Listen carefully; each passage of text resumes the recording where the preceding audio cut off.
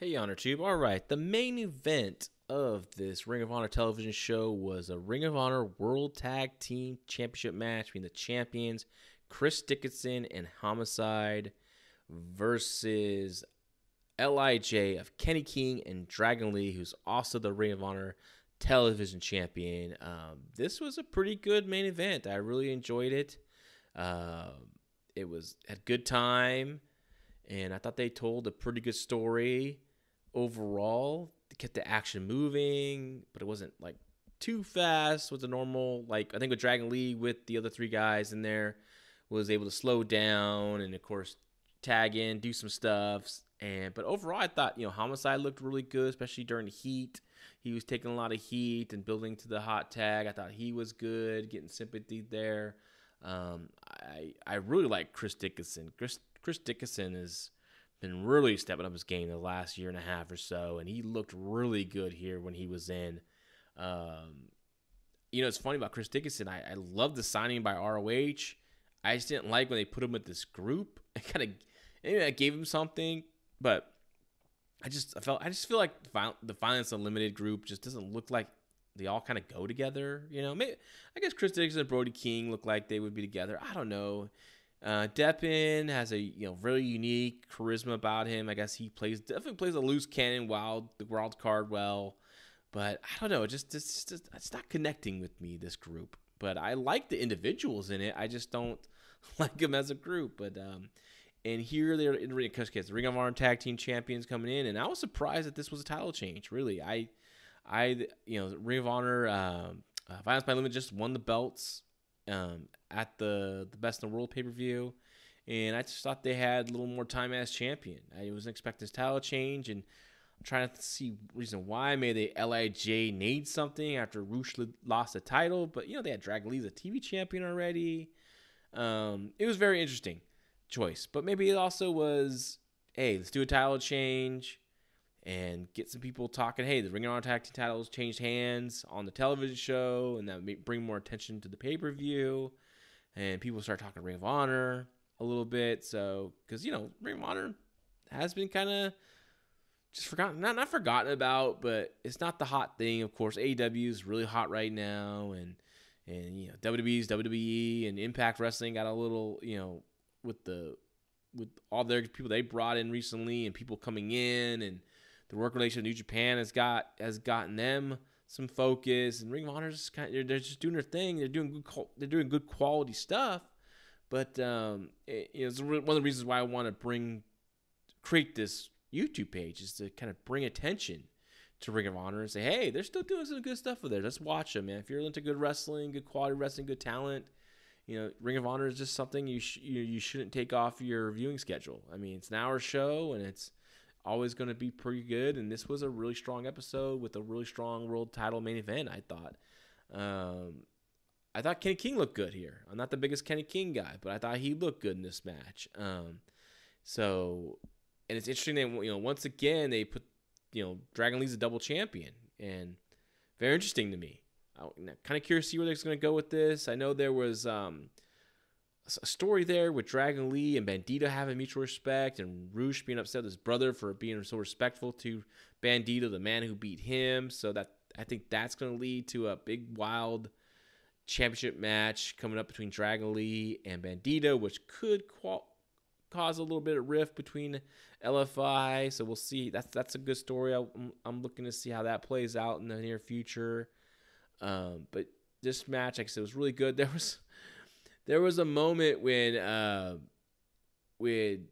Kenny King tags in to Dragon Lee, and there's just no, like, it's a legal tag because Kenny King he's like halfway in the middle of the ring apron and makes his tag. 2, he does not hold in the tag rope.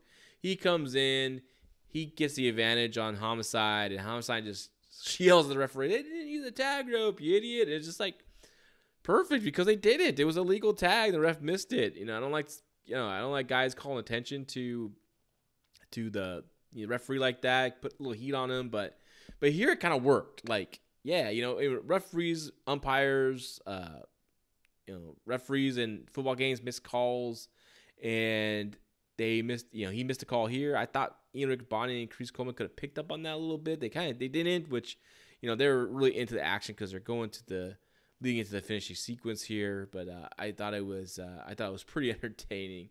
But that's that's what happens. Like I said, with Lucha Libre, I'm sorry to say, I'm not picking on Lucha Libre, but anyone who watches Lucha Libre or study Lucha Libre, like fundamentals of the rules aren't number one on the list. It's the high spots.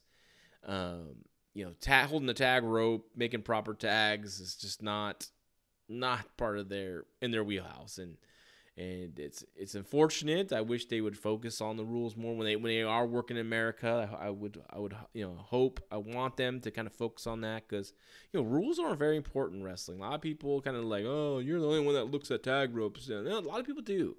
A lot of people look at tag rope stuff. A lot of people look for the rules because you know what? There's that person. I'm telling you, I know there people say the casual fan's not there, and screw them, and maybe we should concentrate on just the hardcore base. But you can't grow when you do that. You shouldn't forget it right, hardcore base. But small things like this, someone watching go, what, this is bullshit. That looks fake. That looks stupid. That looks goofy. Why didn't the referee allow that? Like all those questions would kind of just hurts the credibility of the viewer, and he might not decide to check out the show again. It could be as simple as that. So everybody needs to be working. Everybody needs to have credibility from not only the wrestlers in the ring, the referee, of course, needs to be authoritative. He needs to show like he has control in there. And same with the ring announcer. Ring announcer has to be paying attention. He can't be fucking off talking to their fans. Excuse my language. The timekeeper, the bell ringer, they can't be looking on their cell phone during a match, or they can't be talking to some fan, of course, next to him. Like, they need to be focused on the match, holding that hammer, because you just never know. You got to ring that bell because you never know when the finish is going to happen. If a fan looks over and sees the ring announcer and timekeeper just goofing off, he knows, the finish is not coming. And also he knows this is just BS. A lot of people know it's BS and they're watching it. A lot of people, but when it's good, you suspend disbelief. And small details like this, they're small details, but they're big. They have big importance when you're setting the stage of believability, and you want people to be suspend disbelief. It takes all those little small things, and I harp on that a lot. But I'm a strong believer in this. That's how I was trained at All Pro Wrestling. And I've passed that on to when I was booking All Pro Wrestling and Premier Wrestling. Like, a lot of times I'd rather be the guy at ringside as a timekeeper and giving times and giving cues to take it home. And, because I feel, one, I like to be in control, and also I like to have the ear to the crowd out there. Sometimes you're in the back and you're just joking around and you're watching the monitor. You can't really get a sense of what's going on. I learned that from Jerry Jarrett, who I was lucky to kind of correspond with and pick his brain. And he would always talk about, going to the back of the building at the Mid-South Coliseum and listening to the crowd, who was over, who's not. So I always did that. I didn't want to be in the back. And if people, hey, I went over the booking meeting in detail before, and if they didn't get it then, and they can send a runner up, and I can kind of pass some information to the runner. But I was pretty detailed and pretty simple with my detail. I didn't kind of overbook things, so people kind of knew the deal there with me. But so again, I was always focused as timekeeper, making sure I'm into the match, being credible, and it's very important. So it's just something small like this. The tag rope is big, but this was a really good match, a lot of fun, and I think you should definitely check it out, and I highly recommend it. And I'm looking for this pay-per-view this weekend. It's going to be pretty good, I think. A lot of good matches. So thanks for listening.